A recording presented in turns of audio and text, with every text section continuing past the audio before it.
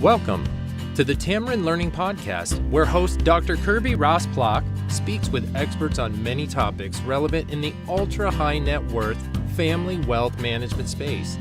Kirby is author of several books, including The Complete Family Office Handbook, and shares her expertise consulting with families and family offices. Kirby is also the founder of Tamarind Learning, an online wealth education platform that develops practical, foundational learning programs for beneficiaries to help them prepare for responsible stewardship of wealth.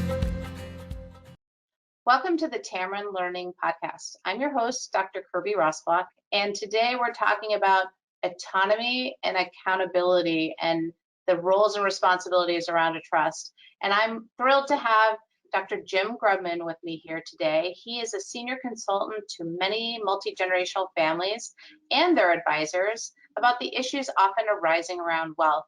Jim is also author of several books and lots of lectures and keynotes and speaking appearances.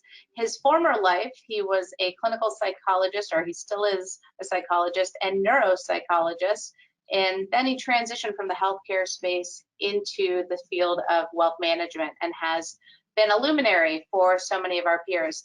Jim, it's great to have you here today. Thank you so much for being on the Tamarind Learning Podcast. Well, thank you for inviting me here, and I think we can have a great conversation about something that's really important to families. So let's get into it, because so many families are struggling with and trying to face how do they relate to their beneficiaries around issues of autonomy, them really wanting their independence and to be separate, but at the same time to be accountable. Maybe they're, inheriting significant wealth or business interests, and there can be a lot of tension between those two criteria. What are your thoughts? When I work with families, I have heard this over and over again throughout my career, and I began to realize in many design of trusts, for many often, generation one founders and whatever, when they work with their lawyers, everybody's focused on, we have to make sure the beneficiaries are going to be responsible. We got to make sure that they know there are limits on this. We got to make sure that, they handle things responsibly, because, money can destroy people and they can lose motivation. There's all these fear-driven, catastrophic sorts of things that we got to control. And when I talk with beneficiaries, what I hear is, why are there strings attached? My trustee looks over my shoulder on everything. My father or my grandfather used to do the same thing. I wish they would back off, because I actually handle things well. They just don't pay attention to that. And it goes back and forth and back and forth. And when I work with family meetings, I can think of one family in particular that I worked with. We were in a family meeting talking about the design of a trust, and there were arguments.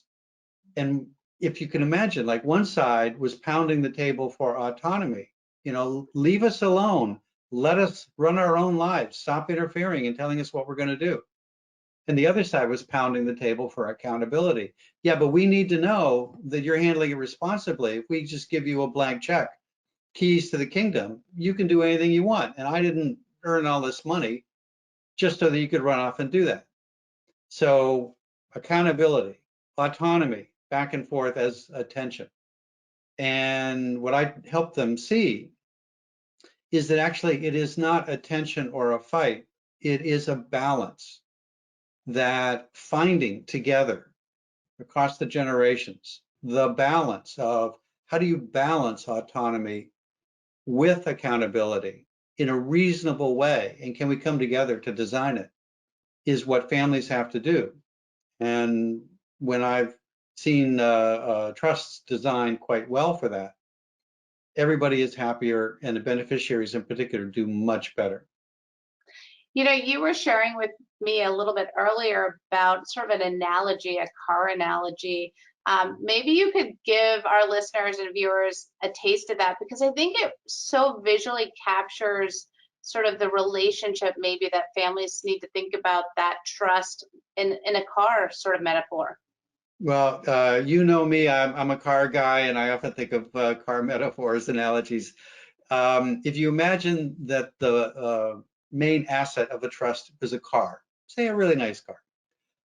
In a lot of trust designs, in what's called the ascertainable standard or the health, education, maintenance, and support, the HEM standard, as you know, basically the equivalent is like, well, you know, the trustee comes, the beneficiary comes to the trustee and says, I want the car.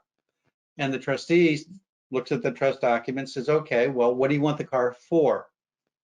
And as long as the beneficiary can say, well, it's because I want to go to the doctor, or I want to go to school, or I want to do something or other, some purpose, the trustee says, okay, you know, then you can use the car.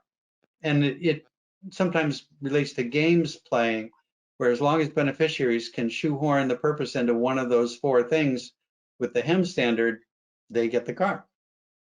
With incentive trusts, which I generally hate, it's the other way around. The trustee says, well, I'll tell you what, if you go to college, I'll give you a car.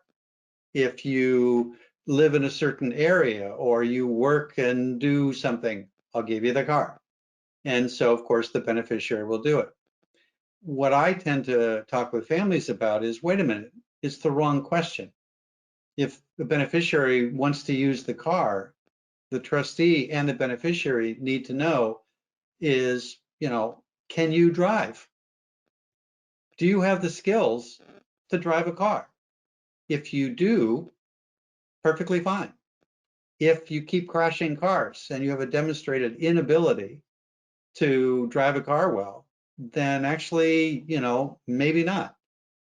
And so it's a very different focus, focusing on skills, focusing on the fact that accountability is a reasonable thing in life. We are accountable to act responsibly.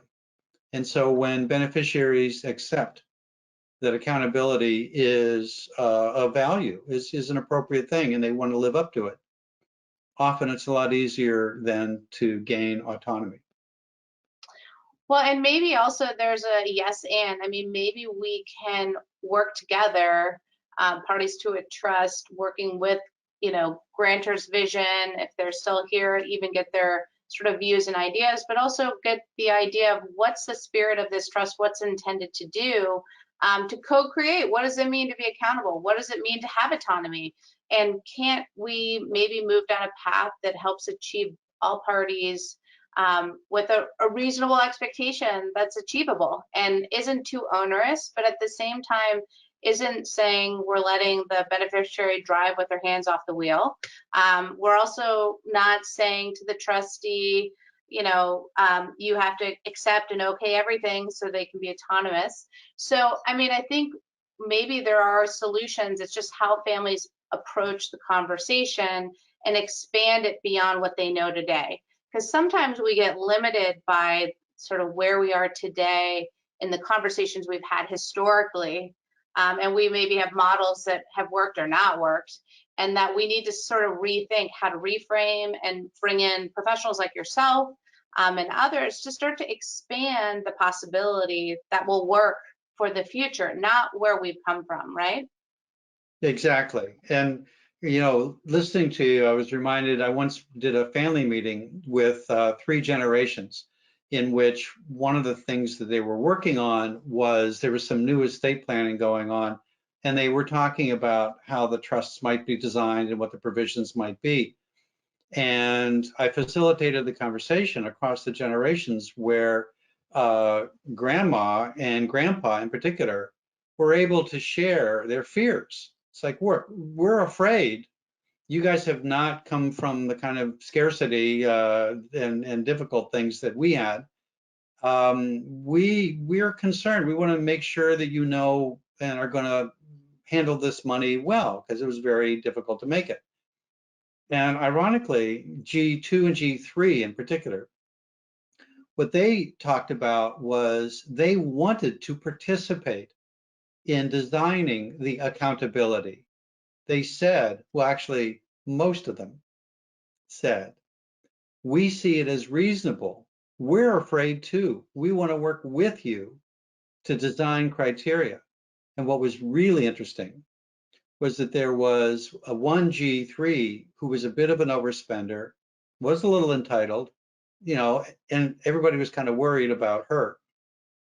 And she argued against it. She says, no, we need to have our autonomy. And she pounded the table for autonomy.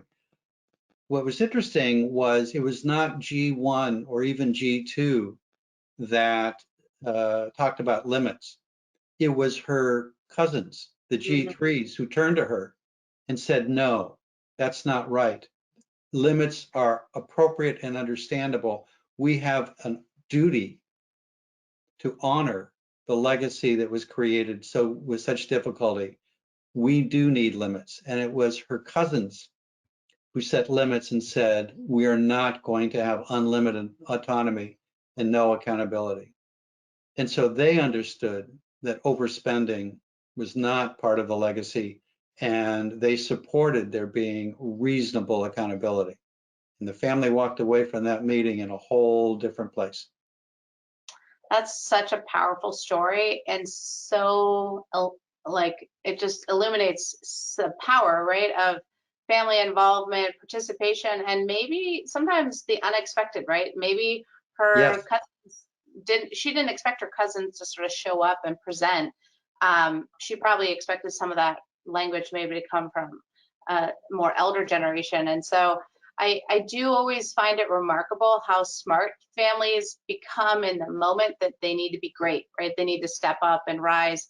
And I think for beneficiaries, it's a powerful conversation to figure out how to be positive and open-minded, but also recognize that accountability helps all parties, because you want your trustee to be accountable, you want the investment advisors and professionals around your trust to be accountable for their role. And it's really no different as a beneficiary. And I think you don't have to feel like you have to sacrifice all of autonomy just because that's maybe a model that in the past you couldn't be independent, you couldn't have your own path. In fact, a lot of really, really successful beneficiaries have grown up, done very well for themselves, also been supported in part by a trust, and can manage. They can find a healthy balance. So, Jim, I am so grateful for your time today on this Tamarind Learning podcast, and I really enjoyed speaking with you, getting your wisdom, and again, want all the listeners and viewers today to go check out Jim's website, his books. He's got some fantastic books, and hopefully you'll get as inspired as I am today with having him here as a guest. Well, thank you for having me, Kirby. It's been a great discussion. Thanks.